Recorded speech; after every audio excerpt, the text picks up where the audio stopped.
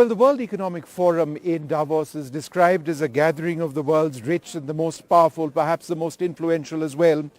But year after year, Oxfam comes out with a report called the Global Inequality Report, which is, I would suggest, a reality check to whatever else is happening in Davos.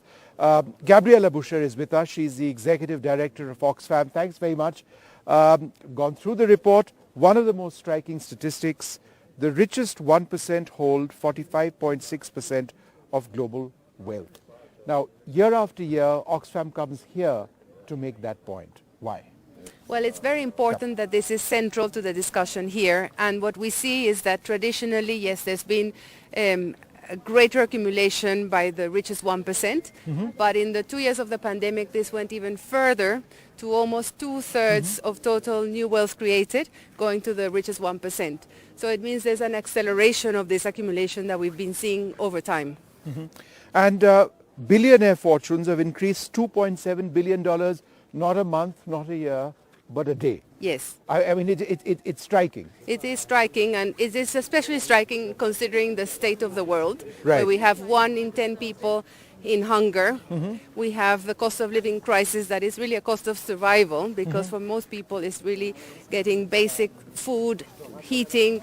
It's a struggle everywhere. And in that context is where we're seeing this enormous amount of wealth being amassed. And that disparity between the rich and the poor is only increasing. I think that's the key point of the report. Yes, it's been increasing, and of course we also now see it's not only the very stark social consequences but also the planet.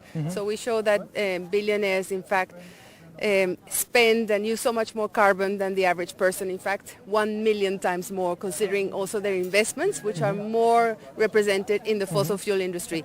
So that means really we can't afford that in terms of humanity.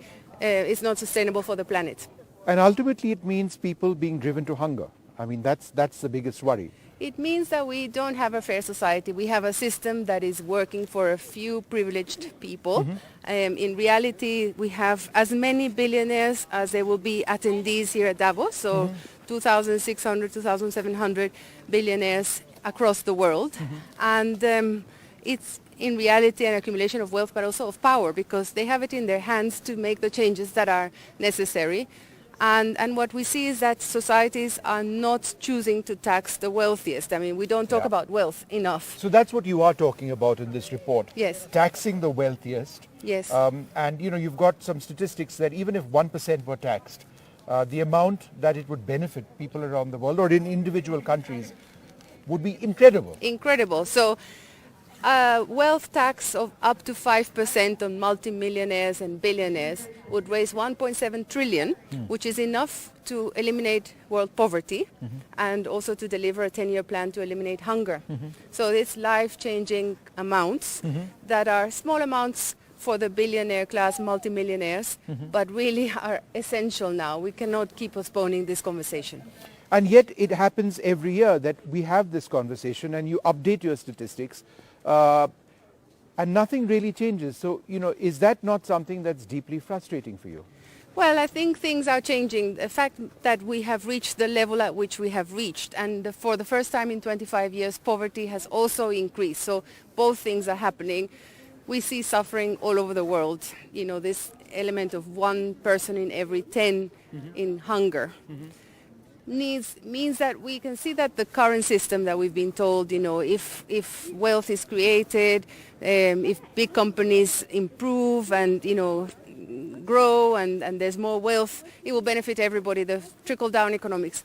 We are seeing that the world is showing us that that's not working. So we really need to rethink, and there's a few countries that are rethinking it, and there's a few in Latin America, wealth taxation being introduced.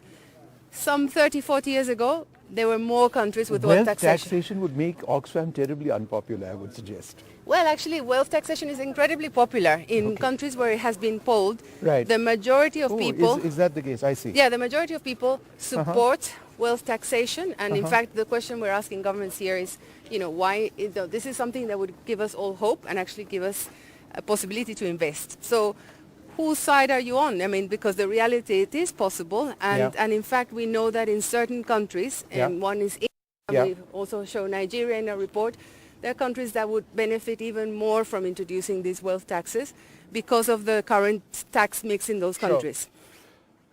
Just going through so many points. Profiteering is driving 50% of inflation in Australia, the US, and Europe. There's a cost of profit crisis. So there are reports that show us that part of the reason for inflation is this, in fact, the way some of the companies are managing the prices. So we show 95 companies in the report that have doubled their profits. Yeah. And in reality, much of this is going to shareholders. So 84% is going to shareholders. Let's talk a little bit about India.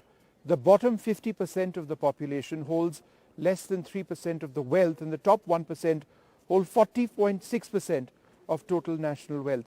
And that's striking because on the one hand, the dialogue or the rhetoric here in Davos is the India story, the India growth story.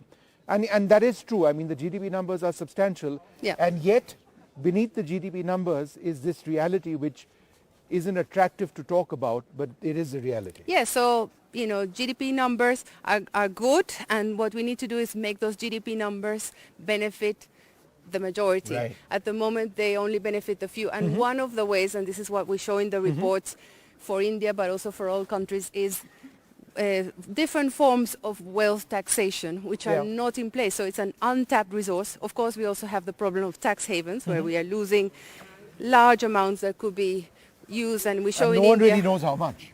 Yes, we know how much, and Or you do know how much. well, there are estimations of Right. the amounts and that are not there from it's taking away in reality what could be invested for health, for education, for basic services that are needed the world over.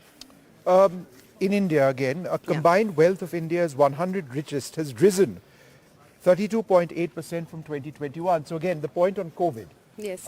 as millions died, some people got rich. Yes.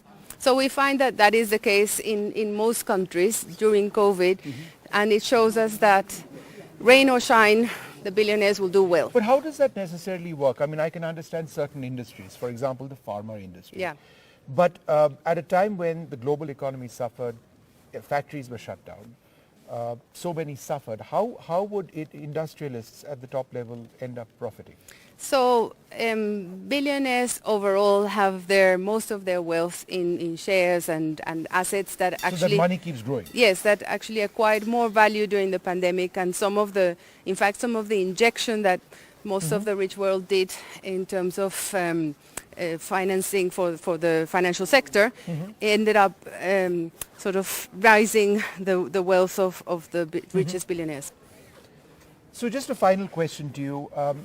What is your expectation at this World Economic Forum? What exactly is your message to leaders across the world? I know you're talking about taxation, but beyond that, what is the larger message? Well, I think we need to rethink the system because it's a system that is not working for everybody. So, as you say, you can say there's good economic performance somewhere, but if that means the people's lives are not changing and that we have a planet that is unsustainable, then we need to rethink. And one of the ways in which we can do that is through wealth taxation. And it's a message of hope, really, because it's an untapped resource. There is enough of it. And there's a moment, given the level of crisis that we're in, that we think we can now start really looking at this system. That is possible, just requires a bit of courage, imagination, but even the IMF is talking about this. So it's about normalizing this conversation about wealth taxation and what can be possible with it. Lovely speaking to you. Thanks so Thank much you. indeed. I think the two takeaway words in her last answer, courage and, what did you say? Imagination. And imagination. I think that's something that needs to be looked at. Every year we come to Davos, and of course there's a lot to be spoken about. The most powerful, some of their ideas, but do spare a thought for the billions around the world who are not so privileged, who are not so fortunate.